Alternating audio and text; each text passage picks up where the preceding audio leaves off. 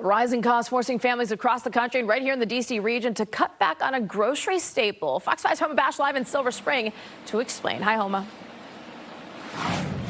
Hey, Marina, we're talking about fresh produce here, fruits and veggies. The reason is pretty simple. It costs way more than it did. Some people telling me it is really changing the way they do their grocery shopping, while others say, you know what, it is what it is.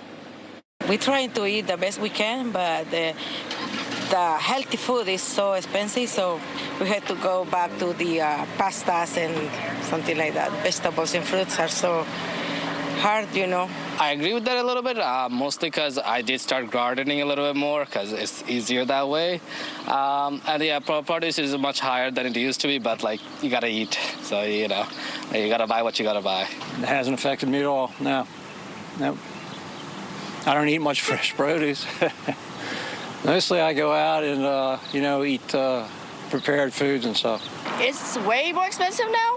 Do you buy less produce? There's a new survey out saying people are just buying less produce, less fresh produce. Yeah, like it sucks. Everything sucks right now.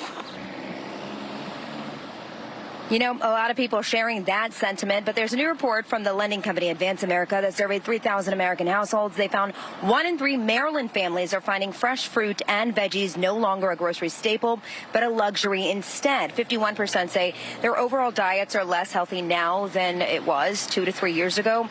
For families who haven't reduced fresh produce intake, they're spending an average of $26 more a month on fruits and vegetables, 10% higher than this time last year.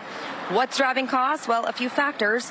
Higher fertilizer prices because of the war in Iran, as well as higher gas prices used to transport produce from state to state, and diesel prices for Maryland farmers. What I find so disturbing, however, is that it is a problem for consumers in Maryland when Maryland is an agricultural state that grows many of these fruits and vegetables. So farmers in some ways have no other choice but to pass these price increases on fuel and other things onto consumers.